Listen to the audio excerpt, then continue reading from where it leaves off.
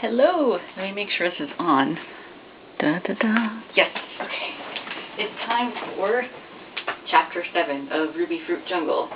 I'm sorry about the crappy quality of the sound in the last video, so I hope that the camera being a little closer to me here will actually come out better.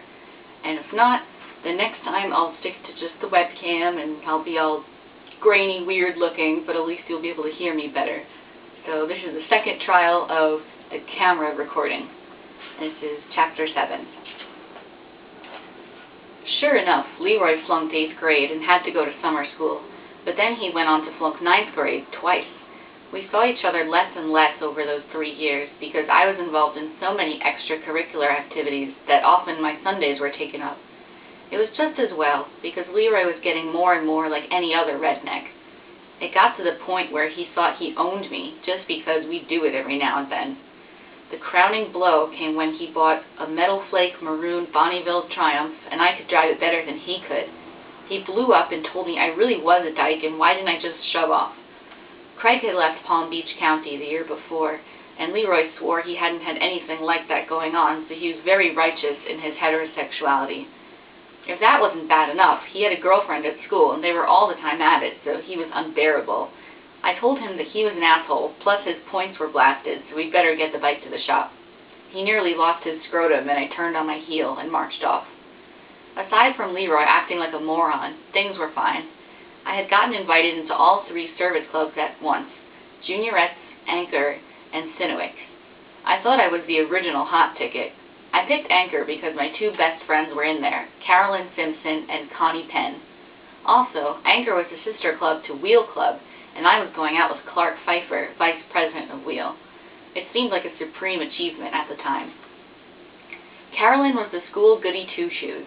She made me sick 90% of the time, but she loved the movies as much as I did, so our bond was seeing every movie in town and then tearing it apart, scene by scene.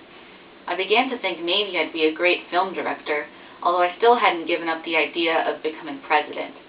Carolyn had deep blue eyes and black hair and was about 5 feet 8 inches tall. She laughed at everything I said, but then everyone did that. Underneath it all, she was still school chaplain, so what I could do with Carolyn was limited. On top of that, she was a cheerleader, and she was forever at practice out behind the gym, concentrating on getting her voice very low. Fort Lauderdale High's Flying Elves prided themselves on their bass-throated cheerleaders. I think they were shooting up on androgen to lengthen their vocal cords. Their voices in unison could drown out all the thousands of the enemy on the other side of the bleachers. Connie Penn was a different story entirely. A little hefty, like a butterfly swimmer, Connie commanded your attention by her bulk, but she was physically lazy. Swimming on the team was the last thing she'd do. She simply ate too much. Her eyes were a clear, warm brown, and her hair matched them. But the best thing about Connie was that she was totally irreverent. We were made for each other, except that I was physically attracted to Carolyn, and except for the fact that Connie was hyper-heterosexual. She talked about it all the time, a real motor mouth. All 3 of us took advanced Latin together, and in our junior year we applied ourselves to the task of translating the Aeneid. Aeneas is a one-dimensional lore. We never could figure out how Virgil got it published, and the tedium of the main character encouraged us to enliven those sultry days in Latin class. The energy, the teacher, Miss Roebuck, only added to our energy. Miss Roebuck was from Georgia, and her Latin was Georgian Latin. It was always Alia Chotal Est, rather than Alia Jacta Est. We had heard that rumor from seniors who survived the Aeneid that Miss Roebuck would burst into tears when we got to the part where Aeneas leaves Dido. Connie called her Dildo, of course. So on that day, Connie and I decided to cinch Latin for the rest of our high school career. We brought onions hidden in handkerchiefs. Miss Roebuck's voice started to quiver as Dido looked out her window as the departing Trojan. When at Virgil's giving Dido her suicidal build-up, Miss Roebuck opened the waterworks. The class tried very hard not to look up from their texts and trots, they were so embarrassed. But Connie and I started sniffling and showed tears on our cheeks. Carolyn looked at us in amazement, and I flashed the onion at her. Her Presbyterian morality was offended, but she couldn't suppress a laugh. Soon the entire classroom was in hysterics, which only highlighted our grief over the Carthaginian queen's plight. Miss Roebuck looked at us with infinite fondness, and then in her stentorian voice, "Class, most of you are shamefully, shamefully insensitive. Great literature and great tragedy are beyond your grasp." She dismissed the class and called Connie and me aside. "You girls are true students of the classics." She patted us on the backs with tears in her eyes and ushered us out of the classroom. Connie and I became inseparable after that. We concocted one scheme after another, and soon the whole school, 2,000 strong, began to hang on our every action, word, look. The power was overwhelming. Our supreme achievement was going back into the school late at night. We were both in student council and had keys to everything, and putting a very dead fish in the huge main study hall ventilator. Classes had to be suspended for one full day while janitors cleaned out the mess. For weeks afterward, the rooms near main study hall had the faint reek of rotten fish. Everyone was in our debt for getting them out of class, and no one told. However, we came upon a little piece of information that expanded our power beyond the student body to the administration. I became aware of how government really functions. Saturday night, Connie, Carolyn, and I made a pact that we wouldn't go out with our boyfriends, but that we'd go to the movies and get drunk. It took courage for Carolyn to come to that decision, but finally she did with her irrefragable logic, which ran that she'd do better to get drunk with the girls and find out how she could handle herself than to do it on a date and risk losing her virginity. The movie was down at the Gateway, so we went to the 7:30 show and sat in the front row. It was a blah movie, and Connie wrecked it beyond repair by inserting her own dialogue at appropriate points, such as when Paul Newman meets his boss's wife in the library. "Hello, Mrs. So-and-so. So nice to meet you. Let's fuck." There was one scene in which the wife of a wrinkle zips into Paul Newman's bedroom to try to get him to do it. Connie was having spasms over Newman's bod, and I was having spasms over the lady. Connie kept nudging me. "What a bod, what a bod." I answered, "Yeah, so long and slender and smooth." "What are you talking about?" "Huh? Paul Newman's body is not long and slender and smooth, fool." "Oh." Paul Newman turned the lady down, and it depressed me to no end as I was dying to see him take off her slip. I then noticed that Carolyn Simpson slightly resembled the lady in the black slip. They were both tall at any rate. Carolyn took on new stature in my eyes, and I started getting that warning signal in my stomach. I had been so busy at school I didn't think about things like that. God damn it, I have to go to this ridiculous movie, and my stomach goes into a knot. I'll never be able to look at a black slip again. I was heavy into this vein of thought when the movie at long last ended, and we were on our way to Jade Beach. Jade Beach was an unpatrolled piece of sand between Pompano and Lauderdale by the Sea. It was a well-known do-it place, and we picked our way over the bodies to a spot behind a dune. Connie produced a bottle of vodka stolen from her father's bar. We passed it around in mock communion. Carolyn coughed.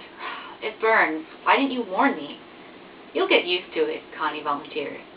"Here, give me that. You know my father finishes off a bottle of this stuff every 2 days? He drinks it because he can't smell it. His stomach must be rotted to hell by now." "How come your old man drinks so much, Connie?" Carolyn asked, the spirit of innocence. "Obviously because he's miserable, dolt. Why else do people drink? He and the old lady fight all the time, and I think they're both fucking around. They need alcohol to lubricate their genitals. You know, they've been dried up by middle age, low horizons, and conformity, blah, blah, blah. That's why my old man drinks." "Connie, don't say such things about your parents," Carolyn scolded. "Truth is truth," Connie affirmed. "Ditto," I belched. "Do your parents drink and fight, Molly?" Carolyn pressed on. "Mine? No, they're dead and too dumb to fall over." Connie roared, and Carolyn tried not to. "This sounds like youth wants to know. You started this, Carolyn, so fess up about your kin," I said. "Mother remarried last year, so they're still in love. And you know what?" "What?" we both asked. "I can hear them in their bedroom doing it." Carolyn's eyes shone with this juicy information. "You ever done it, Carolyn?" I asked, truly curious. "No, I'm not going to bed with anyone until I'm married." "Oh shit," Connie spit out her vodka on the sand. "You can't be that square." Carolyn was both hurt and intrigued. She hadn't had sexual encouragement before. "Well, I've fooled around, but it's a sin to go all the way before you're married." "Yes, and I'm a rat's ass," Connie offered. Carolyn, you're being a little Victorian. I mean, it doesn't have to be this big deal, you know. She looked at me after that little rap and fired. Well, has either of you done it? Connie and I looked at each other, took a deep breath, then hesitated. Connie began. There comes a time in the intercourse of human events when, yes, dear Carolyn, I have done it. She finished her sentence with a grand hand flourish, clutching the dwindling vodka bottle. Connie, no, Carolyn breathed, scandalized and delighted. Connie, yes, Connie charmed. Just the facts, ma'am, I said, pulling a jackweb. This you'll never believe. Sam Bream, are you quite geared for that one? Sam Bream. Oh, and was he ever a winner, let me tell you. We drove around half the friggin' night, trying to find a motel where you could fuck and not be married. And me with my diaphragm I'd never get used to. And I had to go to 3 doctors to get because I'm 16 years old. Super cool, gang. Just super cool. So we get in there, this sharp motel room with coral walls. That's enough to ruin your night right there. So we get in there, and Sam tries to be suave about the whole thing. He pours me a drink, and we chat a bit. Chat. I was a nervous wreck, you know, first fuck and all that jazz, and he wants to chat. He crossed his legs like the Hathaway ad in Esquire magazine. So we finished the drink, rum and coke, and he decides it's time to kiss me. So we kissed, and after a half hour of dry humping and rolling all over the bed, he tried to take my clothes off. Listen, honeys, never let them try to take your clothes off because they'll pop your buttons, jam your zippers, and make you look as though you've just come from a rummage sale. After that wrestling match, we get down to doing it, and in the middle of it, Sam the man remembers to ask if I'm protected. Protected? What does he think I am, a 5 and dime with a built-in burglar alarm? So I said yes, and he continues on about his business. It was okay, but I can't believe they write songs about first times and people kill themselves over it. I mean, really. Carolyn's eyes were about to bug out of her head. Her mouth was dragging in the sand. Oh, it's supposed to be a beautiful experience. It's supposed to be the most intimate experience a human being can have. You're supposed to share this glorious moment and be physically united. And Carolyn, shut up, I said. Connie took another swig from the bottle. Drink up, sweeties. One last drop for each of you. Besides which, it hurt like hell, she finished. That's funny. It didn't hurt me at all, I said. But I probably busted my cherry on a bicycle seat in 2nd grade or something like that. You too? Carolyn stammered. Carolyn, I've been diddling off and on since 8th grade with the same tired piece of cock. Connie gave me a shove, and we rolled over in the sand, laughing like hyenas, and all the while Carolyn is sitting there in saintly shock. So glad to find out there's another honest non-virgin around. The one that cracks me up is Judy Trout. She's been down with everything but the Titanic, and she's going around doing her white lace routine. It's enough to make you vomit. Connie's voice betrayed an edge of bitterness. She hated hypocrisy, and Fort Lauderdale High in 1961 was Hypocrisy USA. You mean our anchor sister, Judy Trout? Carolyn, why don't you take another drink? Maybe it will clear your head. You seem to be in a permanent fog, I added. Maybe being chaplain has disconnected your brain. She seemed hurt by that jab, and I got a certain savage pleasure out of it. In fact, I began to get enraged at Carolyn sitting there in her righteousness and with that gorgeous long body.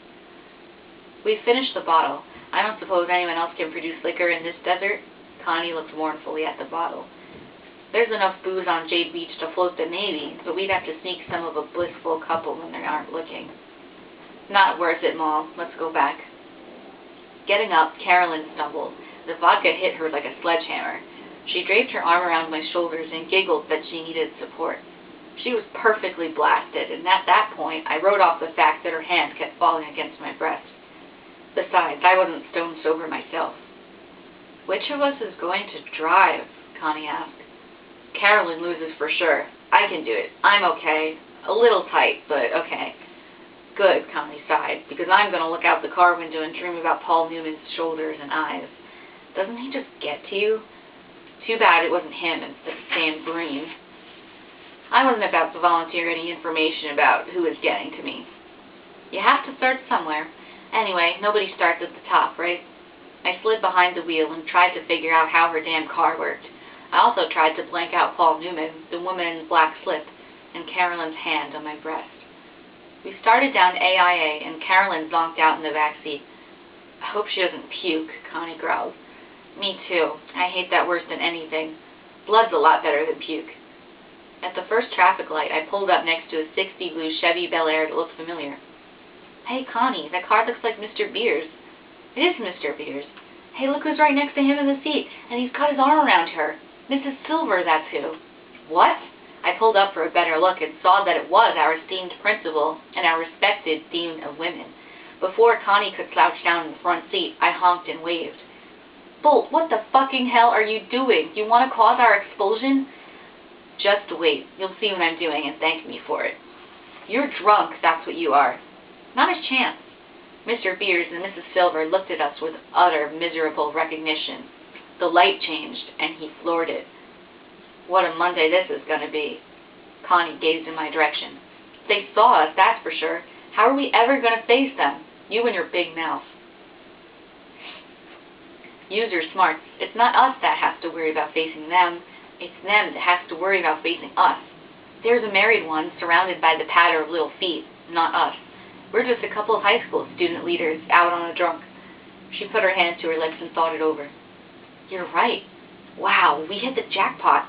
Think we ought to tell Carolyn? God, no. She nearly had a hemorrhage hearing about our adventure.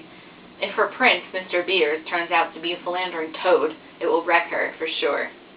Let's not tell anyone else either. It will be our little secret. Connie laughed. Once at Carolyn's house, we had to sneak her in because her parents were religious and would have shit blue if she'd come in drunk. But we woke up her brat of a sister, Babs. We had to pay the little cherub off to keep her quiet. It was hard to believe they belonged to the same family. Connie took over the wheel and drove me to the flamingo pink eyesore next to the railroad tracks. I tiptoed out of the car and whispered goodnight to Connie. The two of us rendezvoused in the cafeteria before school to make certain our Saturday night experience was confirmed and to reaffirm our vows of secrecy. Right in the middle of homeroom, over the squawk box, comes this announcement. Will Molly Bolt and Connie Penn report to the principal's office following homeroom? We looked at each other with a shiver of apprehension, then pulled ourselves together and went into main building, heads high. I had to go see Mrs. Silver while Connie drew Mr. Beers. Mrs. Silver was maybe 45 years old, and she looked okay, except she had a blue rinse on her hair. She greeted me nervously and asked me to sit down. Molly, you are one of Fort Lauderdale High's most outstanding students. You've made straight A's all the way through, and you've proven yourself to be a very effective leader. In addition, you're the best female athlete we have.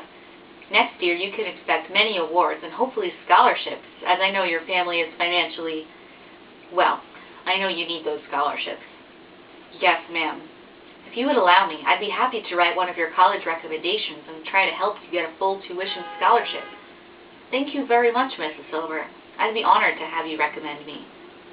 Do you know what you want to study? I waver between law or film, but the only film schools are in New York and California, and that's a long way off. Well, you think it over, and we'll try to work something out. You ought to think about schools like Vassar and Bryn Mawr. They have geographical quotas. With their all-around record, I'm certain you'll make the grade, provided that your board scores are high, and I'm sure they will be. I promised to think about it. The Seven Sisters never appealed to me, but then I never thought seriously about them. There was an awkward pause while Mrs. Silver pushed her useless ink blotter around on her desk pad. Molly, have you thought about running for student council president next year? I thought about it, but it looks as though Carrie Vogel has it in the bag. Anyway, girls have a hard time being elected. Yes, girls have a hard time in the world, generally. She looked suddenly beaten, old and worn out. Mrs. Silver, I'm not going to blow the whistle on you. Damn, you look so unhappy. If I use my imagination, maybe I can come up with something that will beat out Gary Vogel. But you know, the student council hasn't set a limit on campaign funds, and he's rich. She blinked, and a smile crossed her lips. Either the spending will be limited, or you'll have campaign funds. I promise you that. Oh, I hope so, Mrs. Silver. It would equalize things. Another pause, and then out of nowhere I said, Mrs. Silver, you don't have to buy me off. I won't tell anyone about last Saturday night, no matter what happens. I'm sorry you're upset. Relief and surprise registered on her face. Thank you. I left her office and waited by the trophy case for Connie to barrel out. She emerged 5 minutes later with a grin all over her round face. You were looking at the newspaper editor for 1962, she beamed. And you were looking at the next student council president. Oh, wow. Connie shook her head and continued in a low voice. That poor bastard was shaking when I was in his office. How was she? Same way. I told her I'd keep quiet and she shouldn't worry. What'd you tell him? Same thing in a roundabout way. Looks like we have this school sewed up, doesn't it? Yeah, I said. Sewed up. And that was chapter 7. So now we have a couple of new characters in Molly's life. We have Connie and Carolyn. I'm really excited to see what happens with their friendship. I feel like something interesting is going to happen with Molly. What do you guys think about this chapter and about the book so far? Let me know in the comments below, and let me know what you think about the quality of the camera recording, if you'd rather me do this or if you'd rather me do the webcam. I have a feeling I'm going to have to stick with the webcam, even though the video is a little weird, just so you can hear me better, but hopefully this was good for you, and let me know what you think. Thanks for watching. Bye!